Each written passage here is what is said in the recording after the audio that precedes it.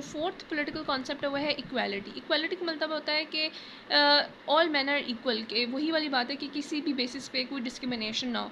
और ये डेमोक्रेसी का फंडामेंटल पिलर है कि ऑल मैन आर इक्वल, और उनका फिर जो रूल होता है वो डेमोक्रेसी बन जाती है। इसमें हम लस्की की डेफिनेशन को गोज कर सकते हैं, एब्सेंस ऑफ सोशल प्रिविलेज, कोई वीवीआईपी कल्चर ना हो। Secondly, it means that educate opportunities are laid open to all, सबको, यानी कि कोई सोशल प्रिविलेज ना हो, ऑल आर इक्वल। और जब अपॉर्चुनिटीज़ देने की बात आती है तो कोई नेपोटिज्म ना हो, ये नहीं कि अपने रिलेटिव्स को, रिश्तेदारों को, जाने माने लोगों को पब्लिक ऑफिस दे दिए जाएँ, या फिर उनको क्या कर दिया जाए, इंपॉर्टेंट मिनिस्ट्रीज दे दी जाएँ। जब बात आती है अथॉरिटी की या फिर पब्लिक ऑफिस की, तो सबको equal opportunity on the basis of merit होना चाहिए। इसको हम इक्वालिटी कहते हैं। इसके काइंड्स में सबसे पहले है हमारे पास सोशल इक्वालिटी।